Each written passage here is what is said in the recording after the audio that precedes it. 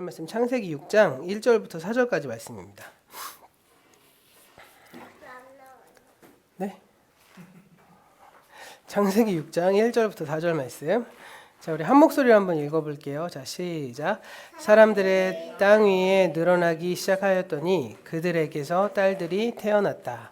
하나님의 아들들이 사람의 딸들의 아름다움을 보고 저마다 자기들의 마음에 드는 여자를 아내로 삼았다. 주님께서 말씀하셨다. 생명을 주는 나의 영이 사람 속에 영원히 머물지는 않을 것이다. 사람은 피를 지닌 육체요 그들의 날은 120년이다. 그 무렵에 그 후에도 얼마 동안 땅 위에는 네피림이라고 하는 거인족이 있었다. 그들은 하나님의 아들들과 사람의 딸들 사이에서 태어난 자식들이었다. 그들은 옛날에 있었던 용사로서 유명한 사람들이었다. 네.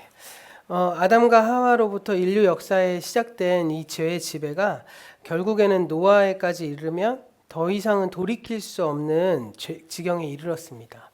죄의 거대한 물결이 되어버려서 결국 오늘 말씀 다음인 창세기 6장 5절에는 노아의 시대에는 이 세상에 사람의 죄악으로 가득 찼고 사람이 마음에 생각하는 모든 계획이 언제나 악한 것뿐이었다라고 결론 내리면서 결국에 하나님은 홍수로 이 세상을 멸하시게 됩니다.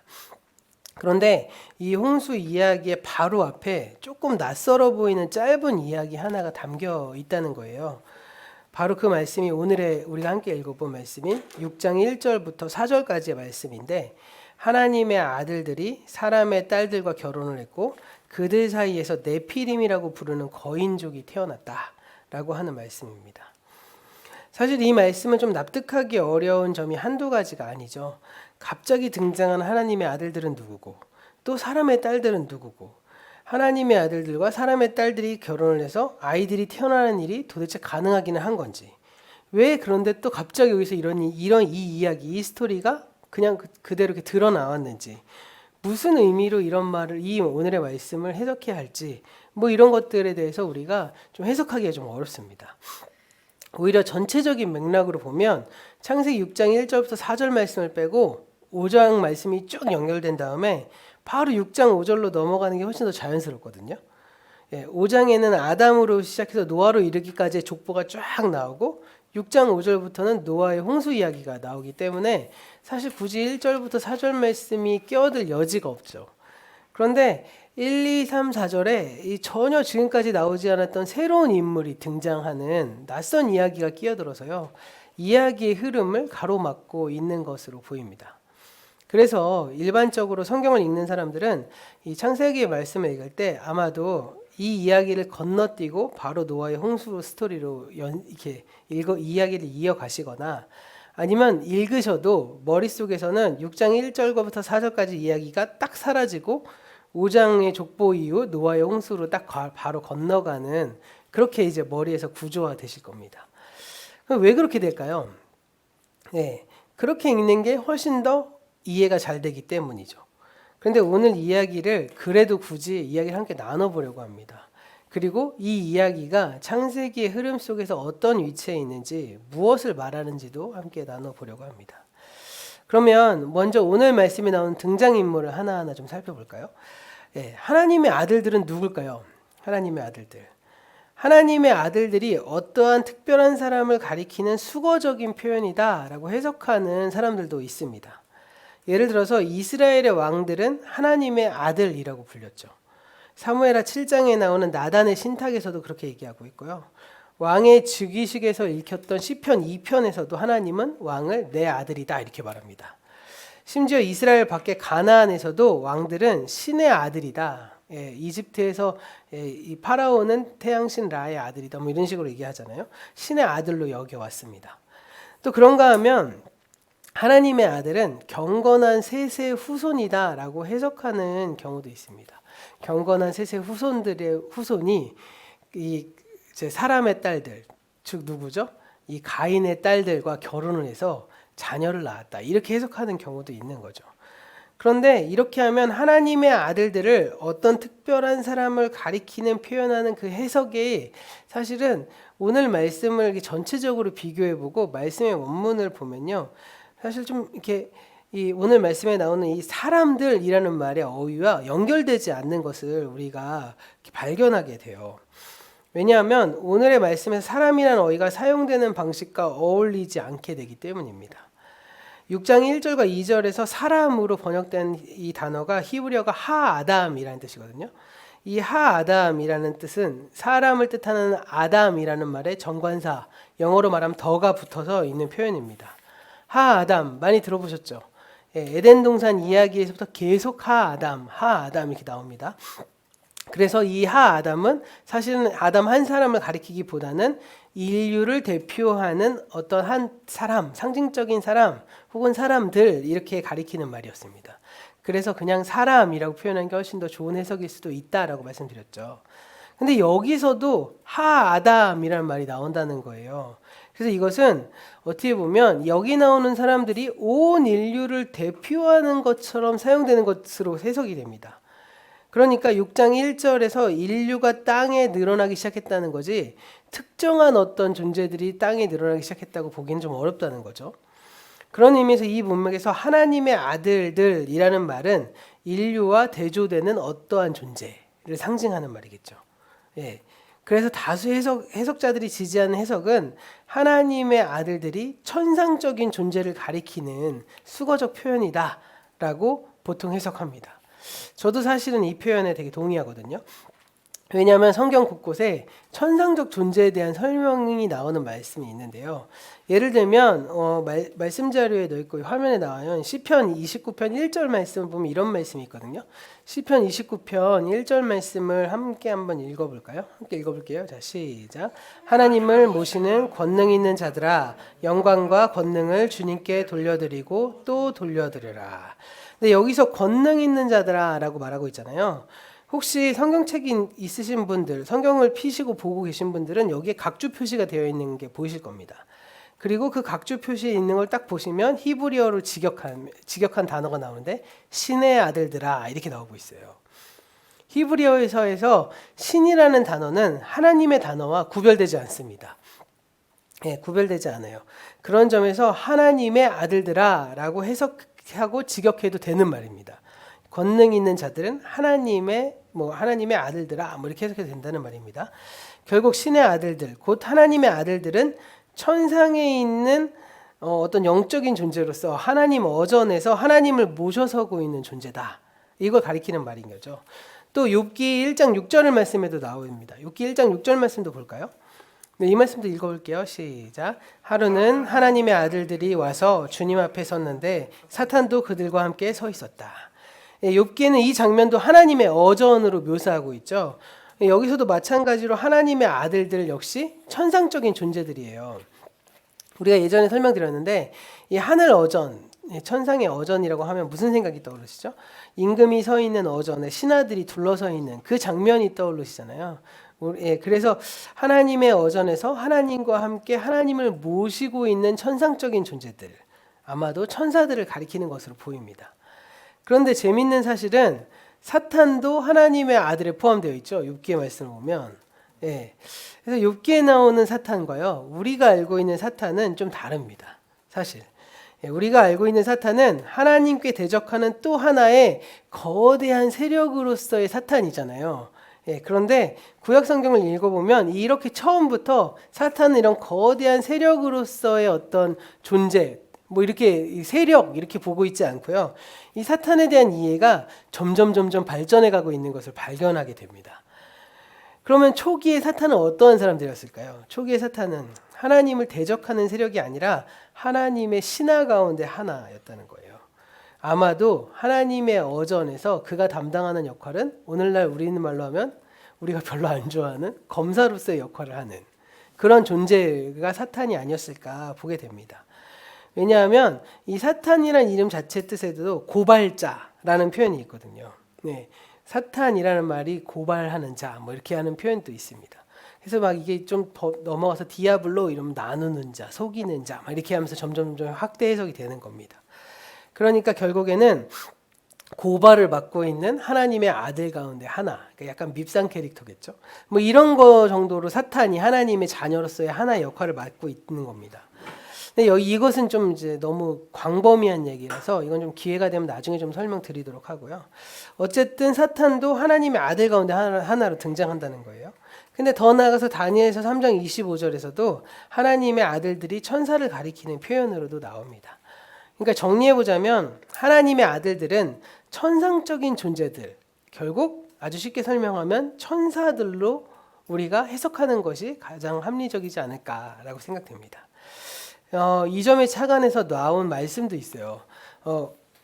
구약의 위경 가운데 하나인데 에녹 일서라는 단편짜리 책이 하나 있습니다. 에녹 일서라고 해서요. 이 에녹 일서는 이 창세기 6장 1절부터 4절의 말씀을 착안해서 새로운 이야기를 만들고 있거든요. 그 에녹에서 6절 7절 말씀을 보면 타락한 천사들이요 사람의 딸들을 취해서 거인을 낳습니다. 그리고 그 거인이 사람들의 모든 농산물을 다 먹어버려요.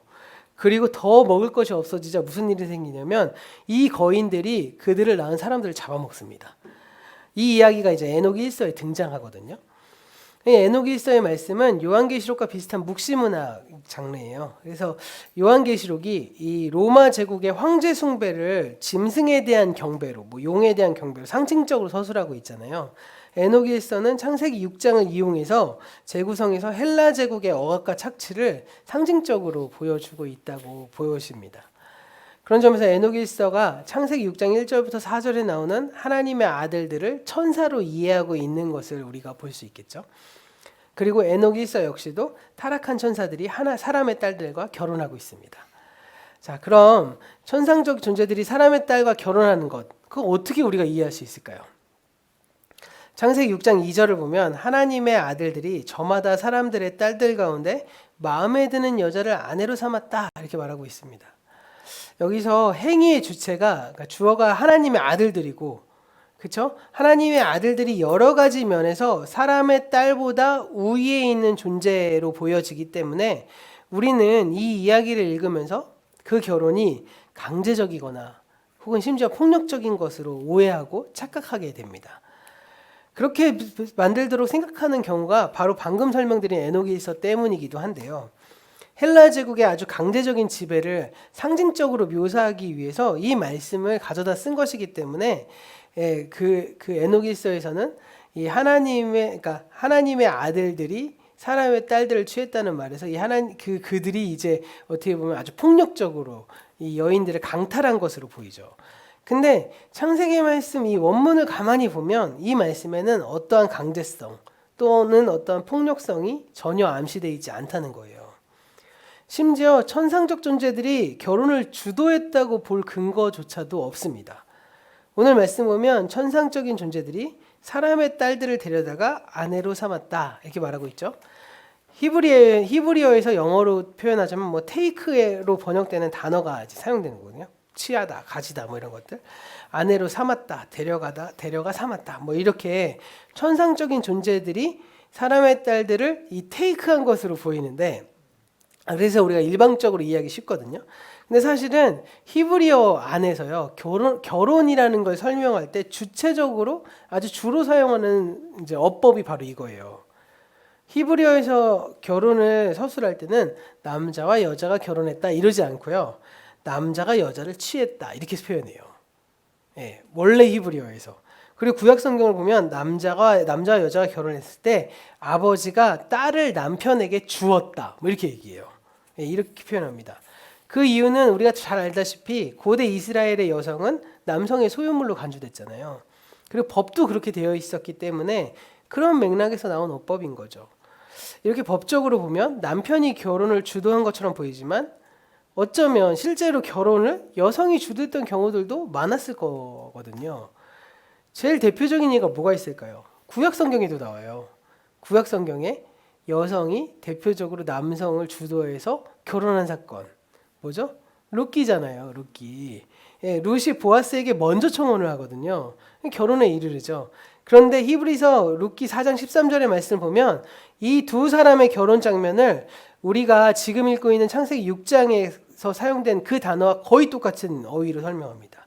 거기도 보아스가 룻을 취했다 이렇게 해석해요. 그러니까 다시 정리해 보자면 오늘 말씀 창세기 6장에 나오는 서술은 단순히 그들이 결혼했다고 말할 뿐이지 누가 결혼을 주도했는지, 강압적이었는지, 폭력적이었는지 말하고 있지 않다는 겁니다.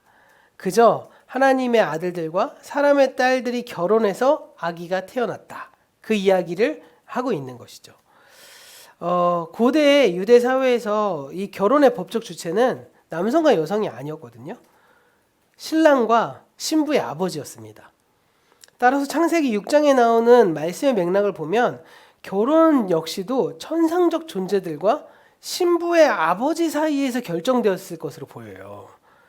그러니까 이 이야기에서 행위의 주체는 천상적 존재와 신부의 아버지들 이거죠. 결국 천상적 존재와 사람들 사이에 사돈관계를 맺었다는 말씀입니다.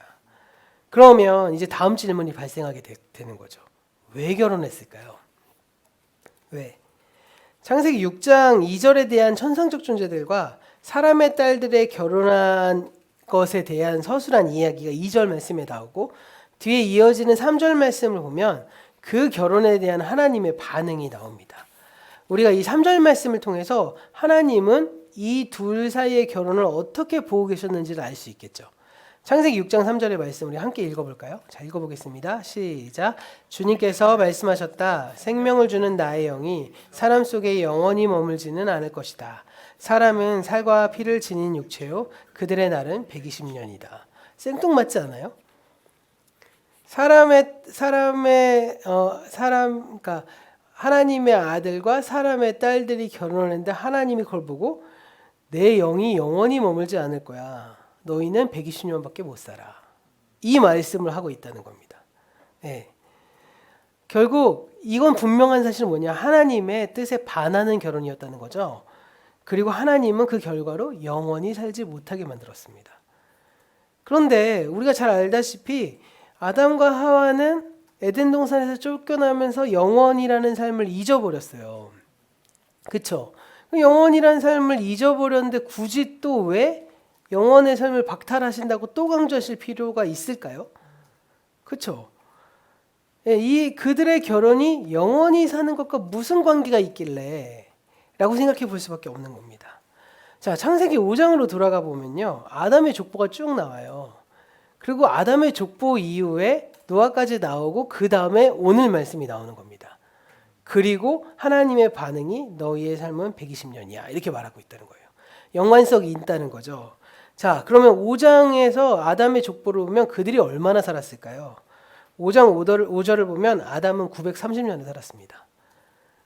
930년. 그래서 이 연대표로 쭉 하면 그 930년이라는 삶이 종착점은 저기 하얀 차라리 누워.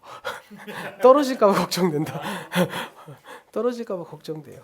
자, 930년 이후에 아담이 딱 죽고 났을 때쯤에 노아가 태어나요. 엄청 오래 산 거죠. 네. 그러면 셋은 몇 년 살았을까요? 8절 보면 912년 삽니다. 11절 보면 셋의 아들 에노스는 905년을 살아요. 계속 말씀 읽어보시면 900살은 기본적으로 삽니다. 게나는 910년, 마하랄렐은 895년, 야렛은 962년, 에녹이 제일 짧거든요.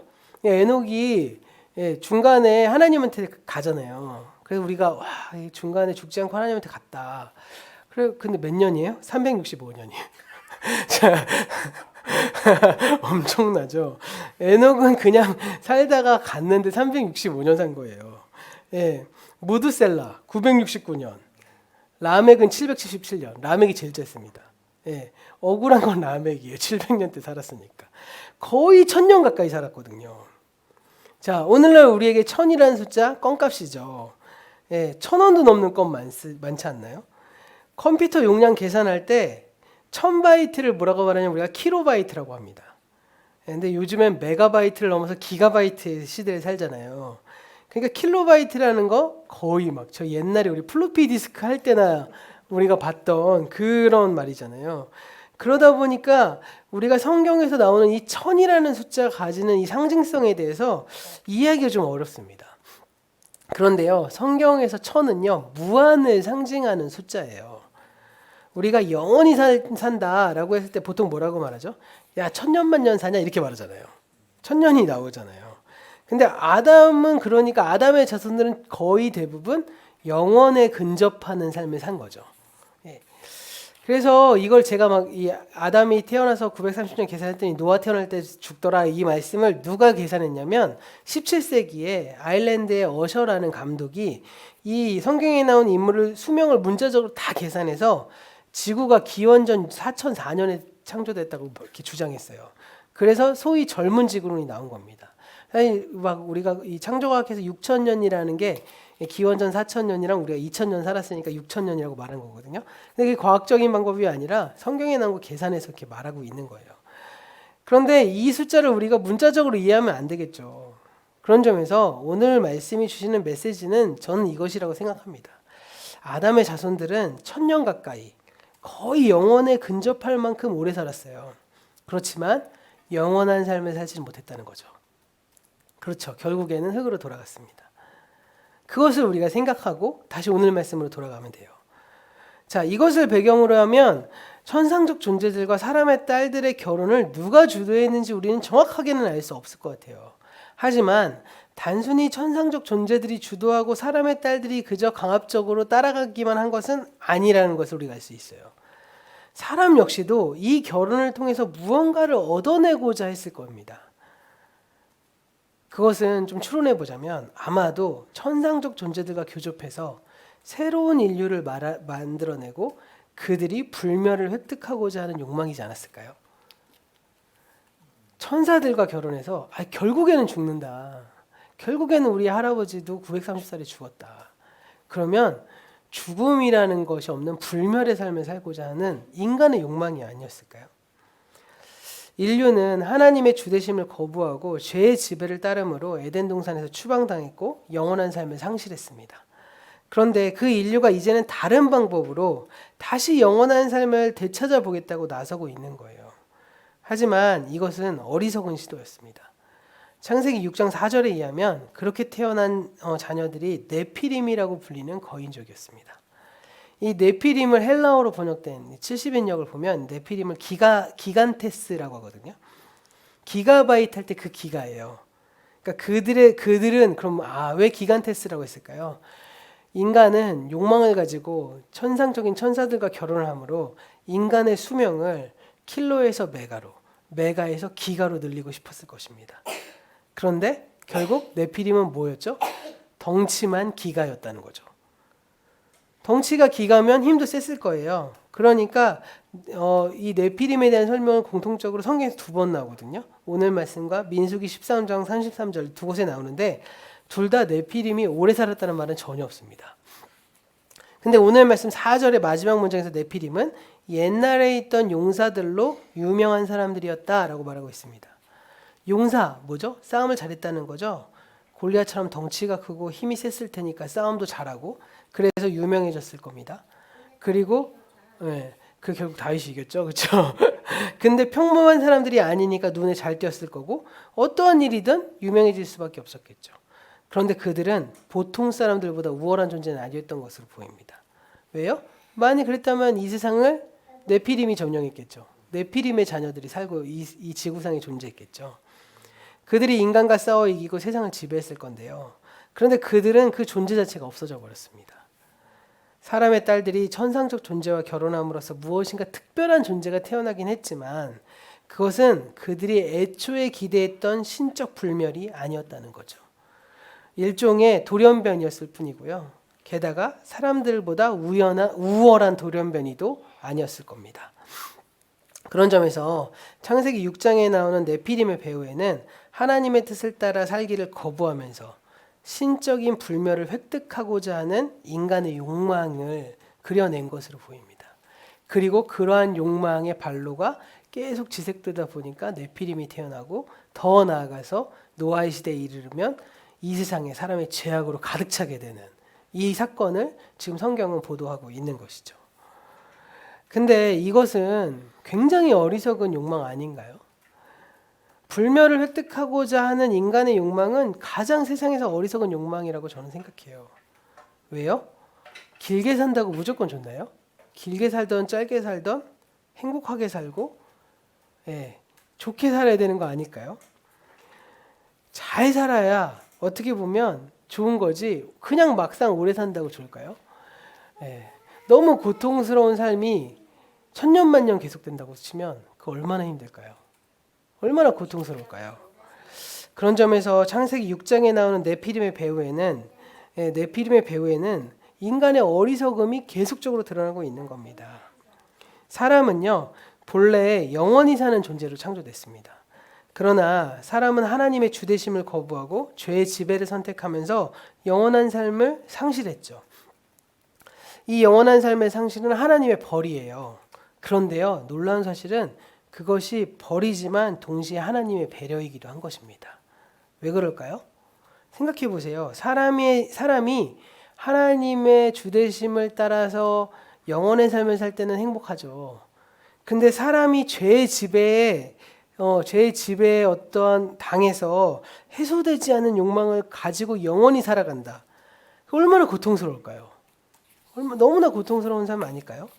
더 가지고 싶고 더 누리고 싶고 더 인정받고 싶은데 아무리 가지고 인정받고 해도 그 욕망 채워지지 않습니다. 인간의 삶이 원래 그런 건 아닐까요? 오히려 더 커지기만 할 뿐이에요. 내 주변에 내가 좋아하는 사람들도 있지만 그와 함께 나에게 고통을 주는 사람, 미운 사람, 나와 싸워 원수가 되는 사람이 갈수록 점점 많아집니다. 우리의 삶이 60, 70, 80밖에 안 되는데 우리 주변에 원수가 얼마나 많아요. 근데 900살을 살아보세요. 얼마나 더 많겠어요. 그런 삶이 영원히 계속된다면 어떨까요? 사람이 때가 되면 죽는 거, 그리고 나이가 들면 몸이 약해지면서 그와 함께 그가 가지고 있는 욕망이 줄어드는 것, 이것은 유한한 인생을 위해 하나님께서 주신 배려의 결과입니다. 오늘 말씀 마무리할게요. 영원한 삶이요, 복된 삶이 되기 위해서는 우리의 존재가 함께 변화되어야 합니다. 단지 오래 사는 것이 아니라 죄의 지배와 악하고 어리석은 욕망으로부터 완전히 해방되어서 참된 자유를 누리게 될 때 비로소 영원한 삶이 복될 수 있는 겁니다. 그런 점에서 욕망 가운데 가장 어리석은 욕망이 영원히 살고자 하는 욕망이에요. 계속 말씀드리지만 지옥의 삶도 영원하다니까요. 그거 얼마나 끔찍해요. 그렇죠? 천국과 지옥에서 천국의 삶도 영원하지만 지옥의 삶도 영원합니다. 죄의 지배로 말미암는 욕망에서 벗어나지 못한 채 영원히 살게 된다면 그러한 삶이 바로 지옥이지 않겠습니까? 우리 그리스도인들이 추구하는 영원한 삶은 그러한 욕망의 삶이 아니라 욕망의 지배로부터 벗어난 삶입니다. 죄의 지배로부터 온전히 벗어난 하나님의 주되심을 이루어가는 삶입니다.